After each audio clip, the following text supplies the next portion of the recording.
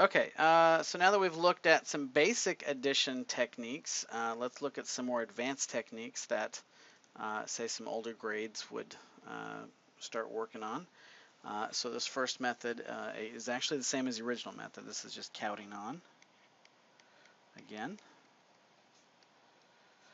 But notice the vocabulary has gotten a little bit higher. So we're going to use words like start with the greater addend and then count on the smaller addend. Okay, so what does that mean? Well, let's take something simple like 4 plus 2. I would start with the greater addend. In this case, both numbers refer to as addends. Those are the numbers involved in an addition process. So I would start with 4, and then I would just count 5 and 6. And so the answer is 6. Okay, next technique is called doubles. And doubles refer to, once we've got the idea of counting on down, then we want to help students recognize that there's patterns in doubling objects. Okay, so they get, for example, they get really good at recognizing, 3 plus 3 is 6, and 6 plus 6 is 12, and 5 plus 5 is 10, right? That part's not too bad. But what happens if I want to add 3 plus 4? Okay, the doubling process says, is there a double inside 4? Is there another way I could rewrite the 4 to say 3 plus 3? Yeah, I stole 3 from the 4, so that still leaves it as a 1. But kids recognize 3 plus 3 is 6, and 6 plus 1 is 7. Now you're probably thinking, why would you do that?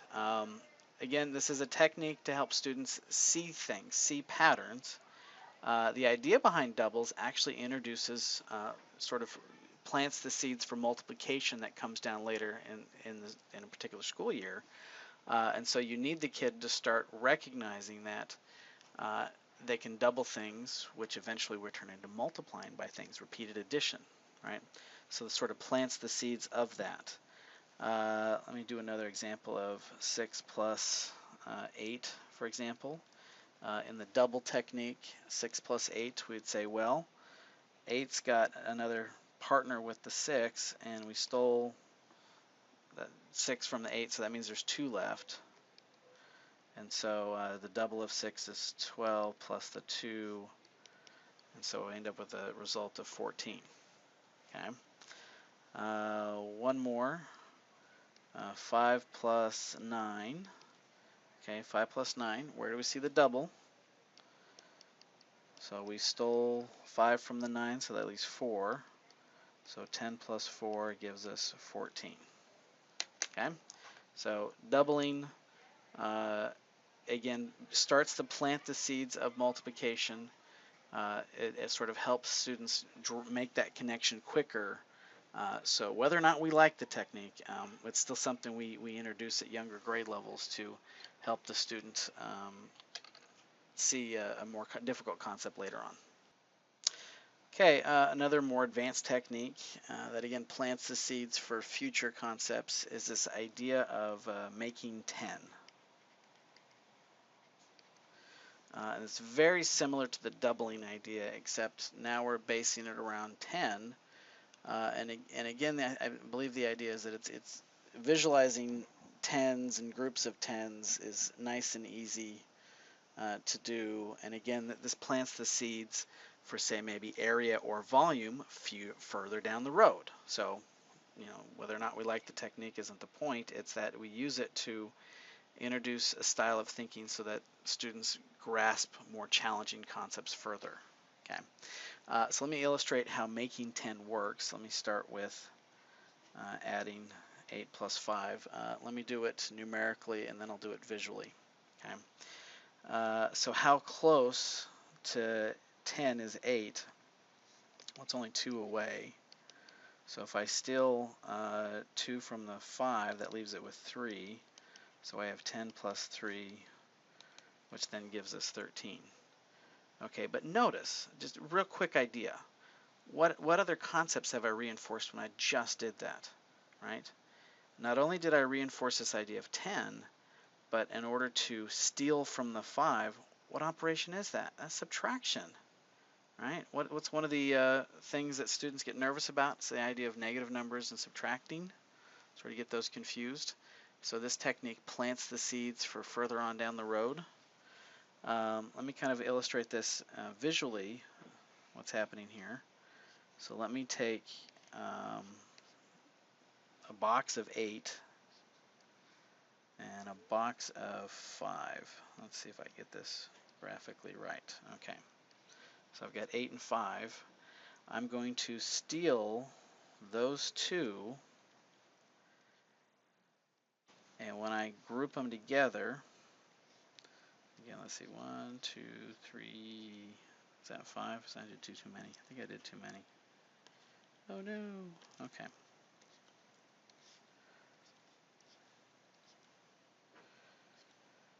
Okay, so there's the 10 that I have, and then I have how many left over? I've got the 3, and so very quickly I can see that that has to be 13. Okay, another technique in addition is called counting. Counting. Let me spell that correctly. Counting back. And this is usually involved, again, we're looking at 10 and this idea of 10 to help students visualize, sort of master the concept. And this is something that's specifically used when we're really close to, when one of our numbers is kind of close to 10, like 1 or 2 back, and it'll make sense as to why. So in this, for illustration purposes, we've got 9. 9's pretty close to 10. It's actually 1 less. So if I want to actually look at 9 plus 7, right, well that's 9 is 1 less than 10 plus 7. Okay, so what's 10 plus 7? 10 plus 7 is 17, but remember we did the 1 less, so the answer is 16. Okay, so let me kind of illustrate that a little differently. So let's do 8 plus 4. Okay, so how close is 8 to 10? It's 2 less. So I know I'm going to have 2 less than what I want. So 10 plus 4, so I change the 8 to a 10. Just keeping in my mind that it's 2 less. And what's 10 plus 4? 10 plus 4 is 14, minus the 2, and I get 12. Okay, but this is sort of a visualization technique. So you wouldn't ever write 14 minus 2 or 17 minus 1. You would say, how less than it is it? So 9 plus, say, 8. Okay, so mentally I would say, well, it's 1 less. So what's 10 plus 8? 10 plus 8 is 18. 1 less gives me 17. And so the answer is actually 17. So it's sort of an estimation visualization technique. And you wouldn't necessarily write out the minus part. You'd want to talk them through them and help them see of what they're doing.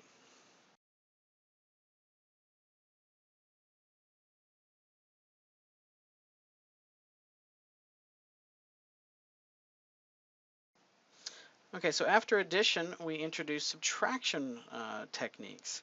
And notice some of those addition techniques did a fairly decent job of introducing subtraction ideas, so that when we finally get to subtraction, we have less of an uphill climb to go. So hopefully students have had some chance to think about that and can sort of visualize that. The first method we're going to look at is called the takeaway model.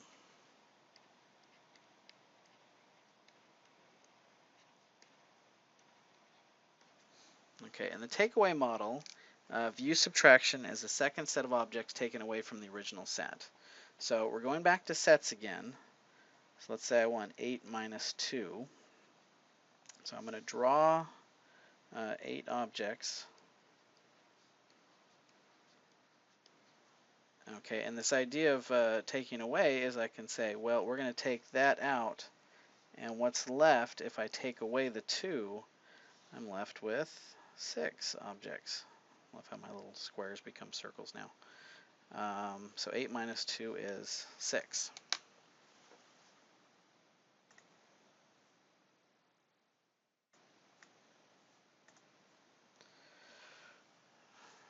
Okay, the next method we're going to look at is called the missing addend model.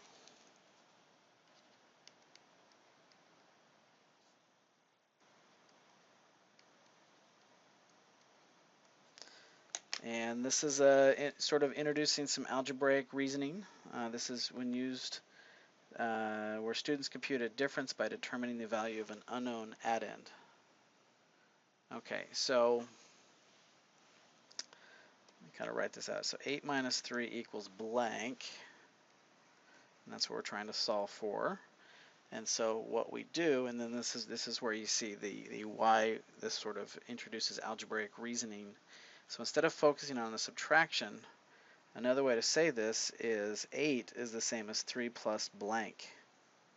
So 3 plus what number would also give us 8? And hopefully the students connect it and go, oh, that's the 5, right? Now what does this have to do with algebra? This is, I always got a kick when I taught 9th grade math. I would have students that would just stare at an equation, have no idea what to do, and then I'd put a box in there and they knew the answer. They knew exactly what to say. So when they finally get to algebra, that's the same problem. 3 plus x equals 8. And the only difference is there's a box there. So again, planting seeds for future skill sets.